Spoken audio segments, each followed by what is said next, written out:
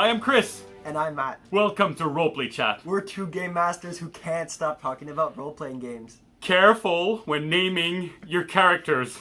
Settle down, Chris. We're going to give you guys some strategies to make sure that when you give names, you don't make mistakes doing so. There's a lot of things you can screw up, so let's get right into it. Yes. So the first thing is making a name that's simple enough and easy to remember. Nebuchadnezzar, Roi de Babylon What? is not super easy to remember or say. Names like Dritz, I don't even know if I'm saying it right. I've been in the Warhammer universe for a long time. Zench, I don't know, it's a chaos god. That's a name, right? That's a name, but I mean... So making them easy to pronounce, easy to remember, easy to write down is definitely something you want to consider. Things, even in the real world, there are so many names that are so complicated that it takes people away from what they're trying to experience. So make them easy, make them simple. Yeah, so it can be used properly, like complicated name could be a good thing for a demon or like, but to use sparingly for sure. I mean, there's a reason why there's so many places called Winter something. You know, Winterfell, Winterhelm, Winterhold. These are all names of places, Game of Thrones, Skyrim universe, Elder Scrolls universe, rather. So they're easy to say because there's words in there that people are familiar with in those regions. So you know your region better than anybody else. Pick words that your players are going to be able to latch onto to pronounce or to remember a location's name or a person's name. And please, be careful about naming the two things very similarly. A good example in Critical Role is Vax and Vex, brothers and sisters, and they keep mixing up.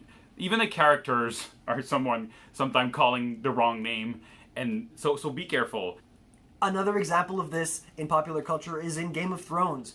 Asha Greyjoy in the books is named Asha Greyjoy, so the sister of Theon Greyjoy. But because it's way too similar to Osha, the wildling, they decided for the TV series to call her Yara instead. I mean, it's still not too dissimilar, but it's a good thing to notice. Like, if you're going to have a lot of different characters that are important, you want them to be distinct. If they're too similar, people are going to get confused. I'm already confused just talking about it. So let's go on to the next thing. Another thing to consider is consistency. So when naming, it's good to maybe have some kind of a rule that dictates maybe a suffix and prefix on certain types of locations. I mean, it happens in real life, right? Even if you look up, we found a pretty cool, quickly looking it up, we found a cool table of prefixes that you can use. Some of the ones that are for like Old English, Old Norse city names. I got a list here. So things like Berg, meaning hill, or Firth, meaning wood, or Minster, meaning large church or abbey, so like Westminster, for instance, or even Stead for like an enclosure or a fort. So these are names, these are things you can add, like Homestead, Hampstead, could be names of places, and it gives a little bit of extra context, it gives a little bit of extra flavor and consistency for a region in your world. And that's kind of what we were saying before, like Winterhelm, Winterhold. It's cold and it's a hold. Like, and it has function. Trade sport, King's Landing. They just by saying it, you kind of know what it's about. Yeah, yeah. Or even something like New York. If you're exploring in a new world, it could be something interesting to consider. So we'll try to link that up maybe in the comments section, or not the comments, in the description down below. Same for those of you listening in podcasts, we'll put it in the show notes, and you can click that and maybe inspire yourselves with that. Great. And the last thing is consider hidden meaning. Consider having something hidden in the names, and that can actually help you have ideas to name, because that's a big problem.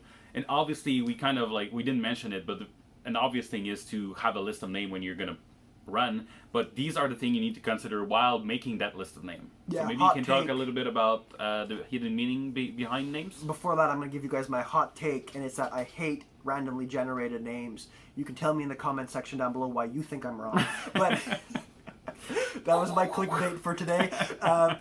But yes, hidden meaning behind names is something that I do a lot in my games. I try to make these geographic regions that have similar naming conventions, like we've been talking about, and I usually base them off of real-world languages. So one part of the regions that we're playing in right now, a lot of the characters have very Italian romantic type names. So they have A's, they end in A's or O's, and there's a little bit of that flourish, the rolling R's and that kind of thing. So that gives me a consistent universe to work in, and then I can actually just go and translate things. So if one character is associated to a group that always dresses a certain way, maybe I'll call him, Doro, like he's the main villain in our game. His name is Doro, and that in Italian it means gold, because he wears gold plate mail. So nice. Like it's this little hidden meaning that maybe some people will pick up on. Maybe, honestly, I'm doing it mainly for myself so that it's easier on me. But even if you don't notice it, it adds a flavor that makes sense. Mm-hmm. In my game, I'm running in the Warhammer universe, and there are a lot of German names. I don't know any German, but I'm using the maps and the location that are already defined. But one of my new players know a little bit of German, so sometimes I would say something like, I don't know, Schlage, and he's going to be like, oh, this is a river. I'm like, how do you know this? Or this is a port, because he knows the name in port. Or there's a castle there. And I'm just giving him names, and I don't even know it. So I'm giving information without knowing it. But yeah, stuff like that is very interesting, and it adds flavor. You can go, again, with the geographic conventions, and there's hidden meaning. So you tackle a lot of different things at the same time. So that's everything we have. These are the kinds of mistakes we hope you can avoid. Make them easy to say, easy to remember. Avoid names that are too similar and too confusing. Make sure that you're trying to make them consistent, because if they're inconsistent, it ruins the immersion.